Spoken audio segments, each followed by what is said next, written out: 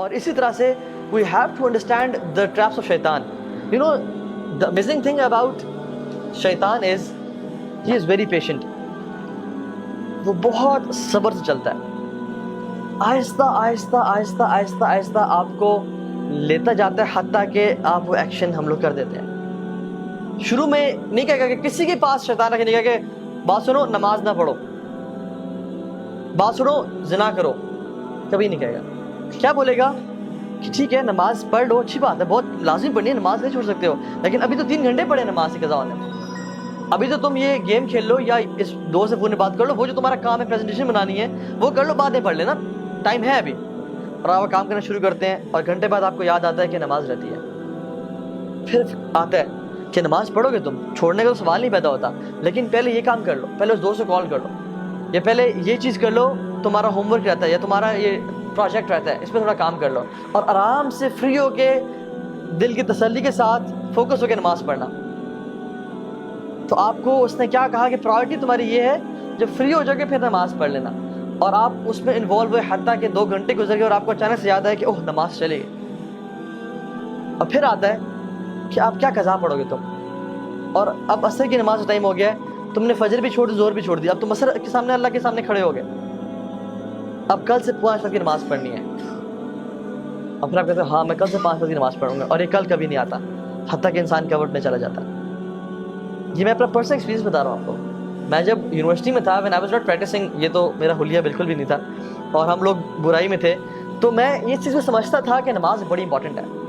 لیکن ہوتا کیا تھا کہ چلو ابھی ٹائم ہے، پڑھ لیتے ہیں پڑھتے ہیں، اور کرتے کرتے ایک نماز چھوٹی، 2 چھوٹی، اب کل سے پوری پڑھیں گے، باقی بھی چھوڑ دی ساری، اور کل اگلے دن صبح اٹھے ہی 8 بجے وہ فجر گئی، اور جب فجر گئی تو پھر اب کل سے 5 وقت کی پڑھیں گے۔ So this is how شیطان plays۔ اسی طرح سے زنا کے معاملے میں، فورنیکیشن کے معاملے، وہ نہیں کہے گا کہ چلو یہ عورت ہے اس کے ساتھ تم بدفعلی کرو، وہ کہے گا کہ she is so friendly، اور کتنا برا لگے گا کہ تم اتنے روڈ بن کے رہو اس کے سامنے، اور کسی کا دل دکھانا کوئی اچھی بات ہے، تو اسے حال چال تو پوچھو، صرف کام کی بات، یہ تو بدتمیزی ہے۔ اور وہ کرتے کرتے آپ کام کی بات پوچھیں گے، باتیں کرتے کرتے فیلنگز ڈیولپ ہونا شروع ہو جائیں گی، اور آپ کے ذہن میں بہت سارے خیالات اس کو حسین کر کے، حدیث میں کیا آتا ہے، اللہ اکبر، اللہ کے نے فرمایا کہ شیطان نامحرم کو تمہارے ذہنوں میں حسین کر کے پیش کرتا ہے، وہ اتنی خوبصورت ہوتی نہیں ہے جتنی وہ خوبصورت کر کے تمہارے سامنے پیش کرتا ہے،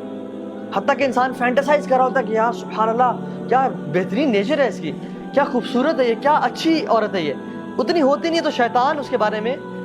وہ کر رہا ہوتا ہے، حتیٰ کہ آپ کے دل میں اس کے لیے پیار محبت ڈیولپ ہو جاتا ہے، and you die to meet her. اور جب آپ میٹنگ کرنے جاتے ہیں تو آپ کو نہیں کہتے تم نے تو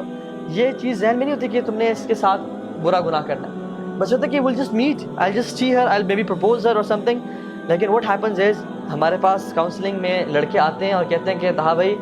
ہمارا ارادہ بھی نہیں تھا، لیکن حالات ایسے بنتے چلے گئے کہ ہم سے یہ گناہ ہو گیا، اور اب کیا کریں، کیا اللہ معاف کرے گا؟ اور پھر آتا ہے اور کہتا ہے کہ اب تم نے اتنا بڑا گناہ کر لیا، اب تم اسے چھوڑ دو گے، یا تمہیں اللہ تعالیٰ معاف ہی نہیں کرے گا، تم کس طرح رب کے سامنے معافی مانگو گے؟ تم نے تو یہ پرومس کیا تھا کہ میں یہ گناہ نہیں کروں گا۔ تو اللہ سے بھی نا امید کرتا ہے۔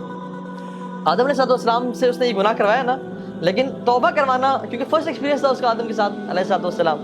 توبہ کروانا جو ہے نا اسے نا امید نہیں کر سکا۔ آدم علیہ السلام نے کیا کیا، ربنا ظلمنا انفسنا وان لم تغفر لنا وترحمنا لنکونن من الخاسرین۔ تو اس نے ارادہ کیا کہ آج کے بعد میں ان کو گناہ بھی کرواؤں گا، اور کہوں گا کہ تم اس منہ سے توبہ کرو گے، 100 چوہے کھا کے بلی حج کو چلی۔ یہ جو باتیں ہیں نا کہ اللہ سے نا امید کر دینا، this is how شیطان plays۔ تو we have to understand کہ ہم نے شیطان کو ٹیکل کہاں پہ کرنا ہے۔ the first thought comes to our mind، اس کو وہیں پہ روکنا ہے۔